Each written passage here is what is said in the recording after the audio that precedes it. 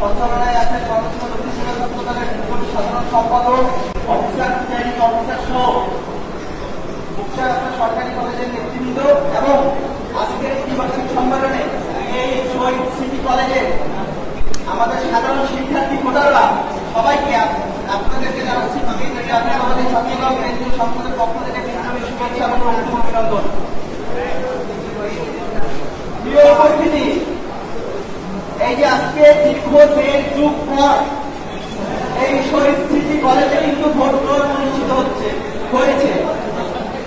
দীর্ঘ 1.5 যুগ আগে এখানে একটি কাউন্সিল হয়েছিল। এটি অবশ্যই একটি ভালো লাগার বিষয় যে দীর্ঘ 1.5 যুগ পর সাধারণ শিক্ষার্থীদের ভোটের মাধ্যমে ইনশাআল্লাহ ছাত্র দলের নেতৃত্ব নির্বাচিত হতে যাচ্ছে কিছুক্ষণের মধ্যেই। এই যে ভোট গ্রহণ আজকের যে প্রক্রিয়া আপনারা দেখেছেন, এখানে আমাদের সংবাদ মাধ্যমের ভাইরা আছেন, আমাদের উপজেলার স্থানীয় নেতৃবৃন্দ আছেন, আমাদের সাধারণ শিক্ষার্থী ভাইয়েরা আছেন, ভোটাররা আছেন। দেখেন ভোটের কিন্তু একটি আমেজ লক্ষ্য করা যাচ্ছে এই শহীদ সিটি কলেজে, যাচ্ছে না?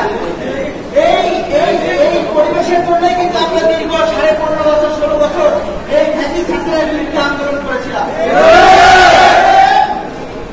সম্মানিত উপস্থিতি, আপনারা দেখেছেন এখানে আমরা কিভাবে ভোট গ্রহণ সম্পন্ন করেছি। আমরা কিন্তু ওপেন হাউসেই সবকিছু করেছি। আমাদের সংবাদ কর্মীরা এখানে আছেন, আমাদের সুশৃঙ্খল ভাবে এখানে ভোটাররা এসেছে, ভোটার স্লিপ নিয়েছে, এখানে আমরা চেক করেছি, চেক করার পরে আবার রিচেক করেছি, তাদের আইডি কার্ড আমরা মিলিয়েছি, তারপরে কিন্তু তারা বেঁচে গিয়েছে। তো আমরা এইটুকু সংবাদ মাধ্যমের কর্মীদেরকে এবং ইলেকট্রিক মিডিয়া সব মিডিয়া সবাইকে নিশ্চিত করে বলতে চাই, এখানে সুষ্ঠু সুন্দর ভাবে কিন্তু ভোট গ্রহণ অনুষ্ঠিত হয়েছে, ফ্রি অ্যান্ড ফেয়ার ইলেকশন হয়েছে এবং ফ্রি অ্যান্ড ফেয়ার ইলেকশনের মাধ্যমে সাধারণ শিক্ষার্থীরা যাদেরকে ভোট দিয়েছে তাদের নির্বাচিত ভোটের মাধ্যমে এই প্রতিনিধিরা আগামীতে নেতৃত্ব দেবে শহীদ সিটি কলেজে।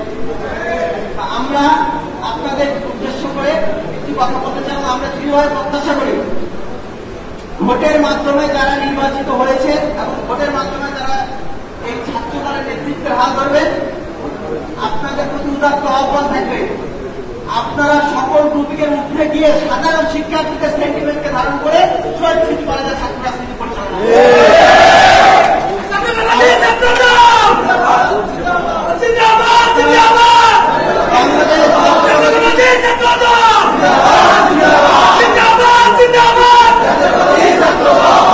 জাতীয়তাবাদী ছাত্রদল সাধারণ শিক্ষার্থীদের সেন্টিমেন্টকে ধারণ করে সাধারণ শিক্ষার্থীদের যৌক্তিক দাবি দেওয়াকে প্রাধান্য দিয়ে সবসময় ছাত্র রাজনীতি পরিচালনা করে গিয়েছে দেশটা জনাব তারেক রহমানের নেতৃত্বে।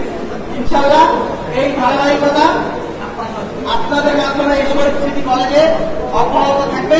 এই আশা, প্রত্যাশা এবং প্রতিশ্রুতি আমি কামনা করছি।